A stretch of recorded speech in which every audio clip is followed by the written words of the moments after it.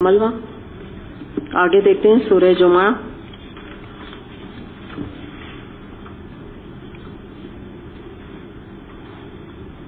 اور ایک چیز اور میں اس کے بتاتی چلوں کہ دیکھیے یہ جو ہوتا ہے نا اللہ کے دین کا کام کرنا، اللہ کی مدد کرنا، تو ہوتا یہ کہ ہمارے جیسے مختلف قسم کے دنیا میں ہمارے رول ہیں نا، تو ان میں جب ہم اللہ کی عبادت کرتے ہیں نا، جیسے ہم نماز پڑھتے ہیں، روزہ رکھتے ہیں، زکوٰۃ دیتے ہیں، حج کرتے ہیں، عمرہ کرتے ہیں، یہاں پہ جو مقام ہے نا ہمارا وہ عبد کا ہے. عبد کیا ہوتا ہے؟ بندہ. ایک اور ترجمہ کریے، غلام. ٹھیک ہے نا، غلام ورڈ ہوا نا. اچھا، جب ایک لیول انسان جو ہے نا آگے بڑھ جاتا ہے نا اور اللہ کے راہ میں جدوجہد شروع کر دیتا ہے، اللہ کے دین کا کام شروع کر دیتا ہے، تو اللہ تعالیٰ اس کا سٹیٹس غلام سے بڑھا کے کیا کر دیتا ہے؟ مددگار. اب آپ ذرا جمپ دیکھیے کہاں لگائی، کتنی بڑی جمپ لگی.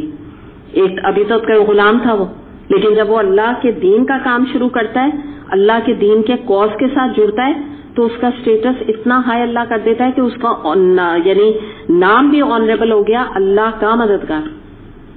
ہے نا امیزنگ؟ اس طرح آپ ذرا کبھی غور کریں اس بات کے اوپر. تو اسی لیے آدمی جو ہے نا جب تک ایک عام نیکیاں کرتا رہتا ہے تو وہ اس کی جو آپ سمجھ لیجئے کہ جو لیول ہوتا ہے وہ ایک عام لیول ہے. وہ سب ہیں، سب اللہ کے بند عبد ہیں، سب اللہ کے غلام ہیں.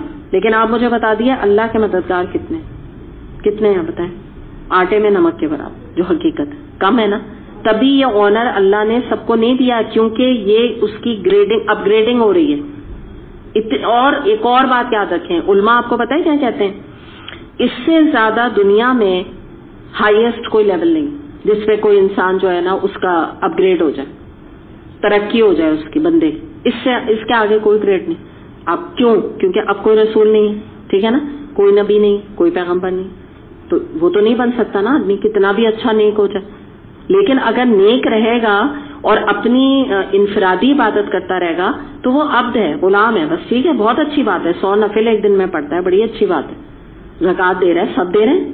کون نہیں دے؟ مطلب جو میرا مطلب ہے ذرا بھی ڈر ہے اللہ کا. یہ تو نہیں کہہ سکتے کون نہیں دے رہا، بڑے مسلمانوں کے بھی نہیں دے رہے، مراد یہ دے رہے ہیں پھر بھی، ٹھیک ہے نا. لیکن یاد رکھیں اللہ کے مددگار بہت کم ہے. تو یہ بڑا یونیک درجہ ہے، یہ ہر ایک کو نصیب بھی نہیں ہے. تو یہ بھی میں آپ کو بتاتی چلوں کہ علماء کا کہنا یہ ہے کہ اس کے آگے کوئی سٹیج ہے ہی نہیں کہ انسان اس کے لیے اسٹرگل کرے. تو پتہ کیا چلا کہ بیسٹ مقام ہے یہ والا کہ اگر کسی کو نصیب ہو جائے. چلیں سورہ جمعہ دیکھ لیتے ہیں. بسم اللہ الرحمن الرحیم. یسبح للہ ما فی السماوات و ما فی الارض الملک القدوس العزیز الحکیم. اللہ کی تسبیح کر رہی ہے ہر وہ چیز جو آسمانوں میں ہے اور ہر وہ چیز جو زمین میں ہے. بادشاہ ہے، قدوس ہے، زبردست ہے اور حکیم ہے. اللہ تعالیٰ کی کچھ کوالٹیز کا ذکر ہے، although ہم یہ تمام کوالٹیز ابھی کل ہی ہم نے کی تھی، لیکن دوبارہ سے ہم دیکھ لیتے ہیں. پہلی تو تسبیح کی بات ہم نے کی، وہ بھی ہم نے بات کر لی تھی کہ اللہ کی تسبیح پورا کائنات چپا چپا ہر ایک کر رہا ہے. آپ کائنات کو دیکھیں تو جو ہمارے زبان سے سبحان اللہ نکلتا ہے تو یہ اس کا انڈیکیشن ہے کہ یہ کائنات اللہ نے بنائی، کہ اللہ تعالیٰ ہی کی تعریف جو ہے وہ زیبا ہے، اس کے علاوہ کسی کی نہیں. جو ملک کی ہم نے بات کی تھی، تھوڑا سا ہم دوبارہ سے اس کو دیکھ لیتے ہیں کہ بادشاہ ہے اور اللہ پورے کائنات کا اور تمام کائناتوں کا جو کچھ بھی ہیں اس یعنی پوری آپ سمجھ لیجیے اس پلانٹ میں اور اس کے علاوہ بھی پلانٹس میں. اور دوسری بات القدوس ہے، یہ بھی ہم نے پہلے بات کی تھی کہ ہر عیب سے پاک ہے اور کوئی بھی اس کے اندر خامی کا انسان جو ہے وہ شائبہ بھی نہیں اپنے ذہن میں لا سکتا. اس کے علاوہ یہ ہے کہ اللہ تعالیٰ کے اندر جب ہم نے بات کی نا کہ ہر عیب سے پاک ہے، تو آپ یہ دیکھیے کہ شرک سے بھی وہ پاک ہے. تو جو شرک اگر کرتا ہے تو ایک طرح سے وہ اللہ کی حیثیت کو، قدوس کی جو حیثیت ہے نا اس کو نیچے لاتا ہے. کہ جب وہ یہ کہتا ہے کہ مثال کے طور پہ اللہ میں بھی یہ کوالٹی اور بندے میں بھی یہ کوالٹی، وہ بھی خزانے کے بخشنے والے ہیں اور اللہ بھی بخشنے والا ہے. تو یہ نفی ہے اللہ کے نام کی، قدوس کی. پھر ہم دیکھتے ہیں کہ العزیز زبردست ہے، ایسا اختیار اس کے پاس ہے کہ ایسا اختیار کسی کے پاس ہے ہی نہیں. اللہ تعالیٰ جو ہے وہ جو چیز کا فیصلہ چاہتا ہے کیا کہتا ہے؟ کن فیکون، وہ چیز ہو جاتی. اللہ کو کسی کی اتھارٹی کی ضرورت نہیں، کسی کی ہیلپ کی ضرورت نہیں، کسی کے مشورے کی ضرورت نہیں. اللہ تعالیٰ کسی کی طرف دیکھتا نہیں رہتا، انتظار نہیں کرتا، تبھی تو وہ العزیز ہے نا. اس کی جیسی ذات ہے ہی نہیں. کون زبردست ہے؟ دنیا میں بڑے بڑے بادشاہ آئے، انہوں نے اپنے آپ کو زبردست کہا، آج کہاں ہے؟ قبروں میں لیٹے ہوئے. فرعون دیکھ لیجئے، حامان دیکھ لیجئے، ہٹلر دیکھ لیجئے، اور بھی جو بھی ظالم لوگ آئے. تو کوئی اللہ کا مقابلہ نہیں کر سکتا. پھر چوتھا نام ہے الحکیم. حکیم بھی اللہ کے اندر جو حکمت ہے تو وہ اس کا مقابلہ کوئی نہیں کر سکتا. اللہ کا ہر کام حکمت پر بیسڈ ہے. اور دوسری بات، نبی کریم صلی اللہ علیہ وسلم کی حدیث کو بھی حکمہ کہا گیا ہے قرآن میں نا. یعنی نبی کریم صلی اللہ علیہ وسلم کے اندر بھی جو یہ حکمت آئی ہے تو یہ وحی خفی کی شکل ہے. ٹھیک ہے نا، یہ بھی ایک وحی ہے جو آپ صلی اللہ علیہ وسلم کے اوپر یعنی خفی کا کیا مطلب ہوتا ہے؟ چھپی ہوئی وحی، جو کہ سامنے نہیں، آشکارا نہیں ہے. تو یہ بھی اس کو بھی کہا جاتا ہے. اور یاد رکھیں کہ جو قرآن سے اٹیچ ہوگا اس کے اندر بھی یہ حکمت آ جائے گی انشاءاللہ. جیسے نا قرآن میں کہ جس کو حکمت دی گئی تو سمجھو اسے خیر کثیر دے دیا گیا. تو مراد یہ ہے کہ یہ کوالٹی ہمیں مانگنی چاہیے اللہ سے. تو جیسے آپ اور دعائیں کرتے ہیں، آپ حکمت کی بھی اللہ سے دعا کیا کریں کہ اللہ تعالیٰ مجھے حکمت کو نصیب کر، میرے اندر حکمت پیدا کر دے. میں جو فیصلے اپنے زندگی کے ہیں وہ حکمت کے ساتھ کروں، لوگوں کے ساتھ ڈیلنگ میں حکمت کے ساتھ کروں. خاندان میں اگر جھگڑے ہیں تو مجھے اللہ تعالیٰ ایسا حکمت والا بنا دے کہ میں ان کے درمیان صلح کرا دوں. اس طرح کی دعا جو ہے وہ کریں. آپ جیسے مثال کے طور پہ اللہ نہ کرے کسی کے بچے جو ہیں وہ نافرمان ہیں یا آپ کہہ لیجیے دین سے دور ہیں، تو آپ یہ دعا کریں. سب سے پہلے یہ اپنے لیے دعا کریں، اولاد کے لیے تو کریں.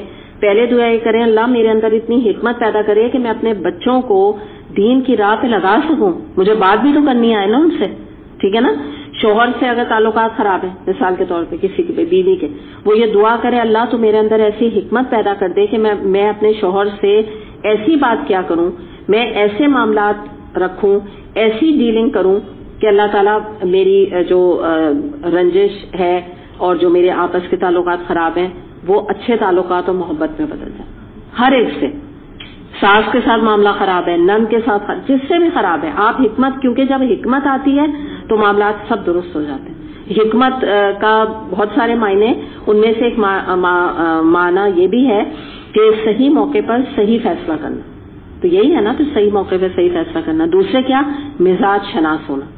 مثال کے طور پہ ابھی ہسبینڈ کا موڈ اتنا آف ہے اور بعض عورتیں جو نا اس وقت اب تھکے ہوئے آئے، ان سے کہہ رہی ہیں مجھے تو بازار جانا ہے، مجھے یہ ہے، مجھے وہ ہے، وہ پتہ چلا ڈانٹ پڑ گئی. ٹھیک ہے نا. وجہ کیا ہے؟ حکمت ہے ہی نہیں، مزاج شناسی نہیں. بھئی ہسبینڈ کی شکل دیکھو، اتری ہوئی شکل ہے، تو چائے پلائیں ان کو، ان کی کوئی خوش آمدید کریں، کچھ ان سے اچھی اچھی میٹھی باتیں کریں. اس کے بعد پھر اپنی جو یہ گزارش ہے رکھیں سامنے. تو وہ تابڑ توڑ پتھر مار دیا، وہ انٹر ہوا، مجھے تو شاپنگ پہ لے کے جاؤ، تو بس کوئی نہیں، شاپنگ کچھ نہیں ملے گا، ہاتھ آئے. تو یہ جو ہے نا، یہ حکمت بھی ہمیں آنی چاہیے. بچے بیٹھے ہوئے ہیں، ان کو 2 تھپڑ منہ پہ مارے، نماز نہیں پڑھی، تو آپ مجھے بتائیں کیا ہوگا. ٹھیک ہے نا.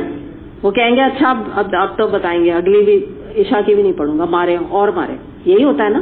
آج کے کیا، ہم آج کے بچے کو کیا ہمیشہ ایسی ڈیفائنس پیدا ہوتا ہے. تو یہ حکمت کی کمی ہے ہمارے اندر ہے ہی نہیں. ہمیں حکمت، ہمیں ڈیلنگ ہی کرنا نہیں آتا نا. تو یہ اللہ سے مانگیں، اور حکمت جو مانگتا ہے اللہ اس سے دیتے ہیں الحمدللہ. اور پہلی بات یہ، آپ قرآن سے اٹیچڈ ہوں گے نا، میں آپ کو گارنٹی سے یہ بات بتا رہی ہوں، الحمدللہ خود بخود انسان کو جینے کا طریقہ اللہ سکھا دیتا ہے. کیونکہ یہ کلام اتنا پاکیزہ اور پر حکمت کلام ہے. جب آپ اس کو ڈیپتھ میں پڑھیں گے، آپ کے اندر خود آپ کی ایک تربیت ہو رہی ہے نا قرآن کے ساتھ. یہ قرآن آپ کی تربیت کر رہا ہے، تو وہ خود بخود آپ کے اندر بہت ساری چیزوں میں یہ چیز پیدا ہو جائے گی جو لوگوں کو ایفرٹ کرنی پڑتی ہے. قرآن جب آپ پڑھتے ہیں، آپ کے اندر خود وہ کوالٹیز الحمدللہ صرف حکمت نہیں اور بھی کوالٹیز اللہ کے فضل سے ایڈ ہوتی جاتی ہیں. چلیں آیت نمبر 2 دیکھ لیتے ہیں. هو الذی بعث فی الامیین رسولا منہم یتلو علیہم آیاتہ ویزکیہم ویعلمہم الکتاب والحکمہ وان کانوا من قبل لفی ضلال مبین.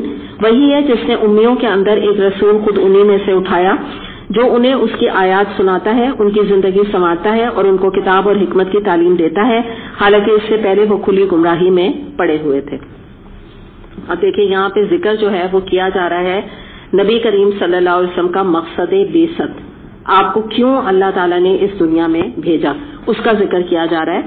اور یہاں پہ جو بات بتائی جا رہی ہے وہ یہ ہے کہ نمبر چیز یہ ہے یتلو علیہم، یعنی نبی کریم صلی اللہ علیہ وسلم کا ایک بہت امپورٹنٹ کام یہ تھا کہ آپ قرآن کی تلاوت کریں اور تلاوت کر کے آپ لوگوں کو سنائیں، ٹھیک ہے نا، تلاوت کرتے جائیں اور لوگوں کو آگے سناتے جائیں. اور قرآن کا مزاج بھی سننے والا ہے، یاد رکھیے گا ہمیشہ.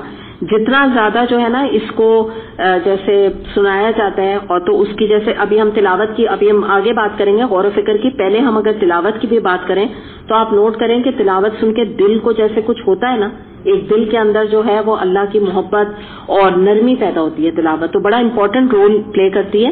جیسے آپ الحمدللہ ہم یہاں تلاوت تو کرتے ہیں نا، لیکن آپ سنا بھی کریں. یہ میں آپ کو ایک ایڈوائس کر رہی ہوں کہ اس سے بڑا دل انسان کا کھلتا ہے، نرم ہوتا ہے، ہدایت انسان کے اندر جاتی ہے، نور ہے ایک نا اس کی تلاوت کرنا بھی. جی ہاں تلاوت بالکل. لیکن بعض لوگ جو آپ لیٹ آتے ہیں، ہاں لیکن آپ لوگ جو لیٹ آتے ہیں تو وہ تو نہیں سنتے نا. میں آپ کو بات یہ کر رہی ہوں کہ جیسے گھر میں بھی تلاوت آپ کرتے ہیں اس کے ساتھ سنیں بھی. میں یہ کہنا چاہ رہی ہوں کہ کوئی بھی قاری جو آپ کو پسند ہے ان کی اپنے موبائل میں کوئی تلاوت لگا لیں اور اس کو سنا کریں. بار بار ایک آیت سنیں جو آپ کو کوئی قرآن میں پسند آ جائے تو بڑا انسان کے دل جو ہے وہ کھلتا ہے، معنی بھی سمجھ میں آتے ہیں اور بڑا دل پہ رقت بھی طاری ہوتی ہے، رونا بھی آتا ہے. جب آپ بعض قاری حضرات ایسے ہوتے ہیں کہ آپ کو یوں رونا نہیں آئے گا لیکن آپ تلاوت سنیں گے تو آپ کو رونا آ جائے گا. تو یہ تو مقصد ہے نا، قرآن تو کہتے ہیں نا سنو اور رو، نبی کریم صلی اللہ علیہ وسلم نے فرمایا. تو اگر کسی کا دل بھی ایسا ہوتا ہے کہ وہ رونا نہیں آ رہا تو یہ بھی ایک طریقہ ہے تلاوت کے سننے کا. نبی کریم صلی اللہ علیہ وسلم کے بارے میں آتا ہے کہ آپ جو ہے صحابہ کرام سے فرمائش کر کے قرآن سنا کرتے تھے. آپ صلی اللہ علیہ وسلم نے فرمایا کہ تم میں سے بہترین وہ لوگ ہیں جو قرآن پڑھیں اور پڑھائیں، سیکھیں اور سکھائیں. اسے بخاری نے روایت کیا. تو آپ اس وقت کیا کر رہے ہیں بتائیے؟ تو کس آپ خوشخبری سیکھ رہے ہیں نا، کس کہ آپ بہترین لوگوں میں آپ دیکھیں بیسٹ پیپل. تو آپ یہ بتائیے کہ ہم اپنے کو اس قابل سمجھتے ہیں؟ ہم تو شاید باہر جا کے کس سے کہیں ہم بیسٹ پیپل ہیں، وہ کہیں گے اچھا کس نے آپ کو کہا آپ بڑے بیسٹ ہیں، وہ تو تن سے سننے کو ملے گی نا. ہاں لیکن ہمارے لیے اطمینان ہے، بخاری کی حدیث ہے، ہمیں تو نبی کریم صلی اللہ علیہ وسلم نے کہہ دیا، ٹھیک ہے نا. کوئی خوش فہمی کی بات نہیں ہے، کوئی تکبر کی بات نہیں ہے. بھئی ہم خوش ہو رہے ہیں کیونکہ حدیث کے مطابق تو ہم وہی کام کر رہے ہیں، ٹھیک ہے نا. اور اللہ قبول کرنے والا ہے، اللہ ہم سب کی نیت بھی جانتا ہے. ظاہر ہے آپ لوگ کوئی کس لیے آ کے بیٹھے ہیں، کوئی دکھاوے کے لیے تو کوئی نہیں گھر سے اتنے گھنٹے نکال کر آ کے بیٹھے گا نا. اور کسے دکھائے گا بھائی، کسے دکھانا ہے، صحیح ہے نا. تو وہی والی بات ہے. الحمدللہ ہم تو بھائی بڑے خوش ہیں کہ ہمیں تو بیسٹ اللہ تعالیٰ نے کہا. ہاں ٹھیک ہے ہم باہر نکل کے نہیں کہتے، لیکن حقیقت یہ ہے ہمیں کتنے لوگ بیسٹ سمجھتے ہیں. آپ یہ دیکھیے ذرا کانٹراسٹ دیکھیے، کتنے لوگ سمجھتے ہیں، بہت کم، مشکل سے. اور بلکہ جو علماء ہیں ان کو آپ دیکھیں کیسی کیسی باتیں کرتے ہیں. مجھے اس دن فرین نے، ایک میں نام نہیں دوں گی ان کا، تو فرین نے ان کے بارے میں جو بتایا تھا نفرت فلاں، تو ان کا جو بھی کوئی نام تھا سر نیم، تو اس فرین سے کسی نے یہ ان کا نام لے کے کہا کہ فلاں جو ہے وہ نفرت آگے ان کا نام لگایا، مطلب وہ یہ ہیں. تو آپ اندازہ لگا لیجیے اتنے بڑے بڑے علماء کو جو لوگ ایسے کھلے عام باتیں کرتے ہیں ان کے بارے میں نیگیٹو. تو بہت بڑی عالمہ ہیں، میں نام نہیں لوں گی ان کا کبھی بھی، لیکن میں آپ کو اس سے بتا رہی ہوں کہ مطلب ہم تو سن کے ہمارا دل بیٹھ جائے کہ اتنی نیک عورت ان کے بارے میں کوئی ایسا کہہ رہا ہے. لیکن یہی ہے کہ ان کو نیک نہیں، ہم کہہ رہے ہیں نا نیک، لوگ نہیں سمجھتے نیک. تو یہ ہے کہ مگر ہم راضی ہیں بھائی، ہم تو خوش ہیں الحمدللہ اس خوشخبری پہ. اچھا آگے جو بات ہے اگلی دیکھیے بات کیا ہے کہ ان کی یزکیہم، ان کی زندگیوں کو سنوارتا ہے، یعنی ان کا تزکیہ کرتا ہے نبی کریم صلی اللہ علیہ وسلم. اچھا اب آپ دیکھیں کیسے تزکیہ کیا. نبی کریم صلی اللہ علیہ وسلم نے ایک ٹیم تیار کی، کس کی؟ صحابہ کرام کی، اور ان کی کیریکٹر بلڈنگ کی، ان کا تزکیہ کیا. اور آپ مجھے بتائیں کیسے کیا. نبی کریم صلی اللہ علیہ وسلم نے فرمایا کھڑے ہو، بیٹھ جاؤ، اب ایسے پانی پیو. اب یہ نہیں، آپ نے وہ چیز تو الگ ہے جو احادیث ہیں، قرآن کے ذریعے تزکیہ کیا، احادیث کے ذریعے آپ نے باتیں بتائیں ان کو نا. تو سب سے پہلے تو قرآن سنایا ہے آپ نے، قرآن سنا کے ان کا جو میں نے ابھی آپ کو تھوڑی دیر پہلے بات کہی ہے نا کہ آپ لوگ جو قرآن پڑھ رہے ہیں آپ کی آٹومیٹکلی تربیت ہو رہی ہے. میں نہیں کہہ رہی، میں اس کو کریڈٹ نہیں لے رہی کہ میں آپ کی تربیت کر رہی ہوں، قرآن آپ کی تربیت کر رہا ہے، خود بخود کر رہا ہے، آپ کو نہیں پتا چل رہا ہے. مزے کی بات یہ ہے آپ کہتے ہیں، جیسے آپ دل میں کہتے ہیں اللہ کا شکر ہے میں قرآن سن کے فائدہ ہو رہا ہے، کہہ رہے ہیں آپ یہ سب، لیکن آپ کو پتہ نہیں چل رہا ہے. الحمدللہ آپ کی تربیت ہو رہی ہے. تو یہی والی بات ہے کہ قرآن سنا کے صحابہ کرام کی تربیت کی اور ان کو تراش کے ہیرا بنا دیا. صحابہ کرام کو. تو یہی آپ کا مقصد تھا بعثت کا کہ ایک ٹیم کو, ایک جماعت کو تیار کرنا تھا صحابہ کرام کی جیسی, کہ ان کی ذہن سازی بھی آپ نے کی, قرآن سنا کے ان کی سوچوں کو پاک کیا, ان کے جو ان کے اندر برائیاں تھیں اس کو نکالا. تو اس طرح سے جو ہے نا ایک بڑی زبردست ٹیم جو ہے تیار ہوئی اور بڑے پختہ مومن وہ بنے. تو یاد رکھیے گا کہ آج بھی آپ سمجھ لیں کہ اگر ہمیں اپنا تزکیہ کرنا ہے نا, اور یہاں ہم کہتے ہیں کہ فلاں جو برائی ہے ہمیں اپنے اندر سے نکالنی ہے, کچھ طریقہ ہو جائے کہ یہ والی برائی ہمارے اندر سے نکل جائے, اس کا طریقہ صرف یہی ہے, قرآن کا سننا, سمجھنا اور پڑھنا. جتنا آپ قرآن سنیں گے پڑھیں گے آپ کے اندر سے وہ برائی آپ کو ادراک ہوگا نا, آپ پن پوائنٹ کر لیں گے کہ میرے اندر یہ برائی ہے. گھر میں بیٹھ کے تو نہیں پن پوائنٹ ہوتا کہ ہمارے اندر جیلسی ہے, ہم جھوٹ بولتے ہیں, ہے نا, یا ہمیں اللہ کا حکم پتہ ہے, ہمارے اندر ضد ہے شاید تو ہم عمل نہیں کرتے, یا ہمارے اندر ایمان کی کمزوری ہے تو ہم عمل نہیں کرتے. یہ چیزیں آپ اپنے گھر میں بیٹھ کے اس کو اینالائز نہیں کر سکتی جب تک آپ ایک جماعت قرآن کی کلاس میں بیٹھ کے نہیں آپ اس کو اٹینڈ کریں گی نا. تو یہی والی چیز ہے کہ آج بھی تزکیہ اسی قرآن کے تھرو ہوگا, اور ود دا سپورٹ آف احادیث. احادیث ساتھ ساتھ آپ کو سنائی جاتی ہیں تو الحمدللہ اس کے اندر بھی بہت ساری حکمت موجود ہے. دونوں مل کے, قرآن اور حدیث مل کے ایک بڑا گہرا امپیکٹ جو ہے وہ انسان کے اوپر ڈالتے ہیں. پھر اگلی جو بات ہے وہ ہے یعلمہم الکتاب. اب آ رہی ہے تعلیم قرآن, جو الحمدللہ یہاں پہ خاص طور پہ ہم یہ دیکھتے ہیں کہ قرآن کو جو ہے ڈیپتھ میں جا کے پڑھنا اور اس کو سمجھنا اور اس کے اوپر غور و فکر کرنا, یہ بھی ایک نبی کریم صلی اللہ علیہ وسلم کی ذمہ داری تھی, جو آپ نے صحابہ کرام کا قرآن کی تفسیر کے ذریعے اس کو آیات کو ڈیٹیل میں بتا کے ان کا تزکیہ کیا. اور حسن بصری نے فرمایا رحمۃ اللہ علیہ, وہ فرمایا کرتے تھے کہ جو چاہتا ہے کہ اللہ کی معرفت حاصل کرے اس پر لازم ہے کہ وہ قرآن کو سمجھے اور پڑھے. جو چاہتا ہے اللہ کی معرفت ملے. ظاہر ہے اللہ کے کلام کو نہیں پڑھیں گے تو اللہ کو کیسے پا سکتے ہیں نا. کیسے لوگ کہتے ہیں ہم بڑے اچھے مسلمان ہیں, کیسے کہتے ہیں ہم بھی اللہ سے بڑی محبت کرتے ہیں, ہم بھی نماز پڑھتے ہیں, ہمیں بھی سب پتہ ہے, کیسے کہہ سکتے ہیں نا. اللہ کی کتاب تو اٹھا کے کبھی دیکھی نہیں.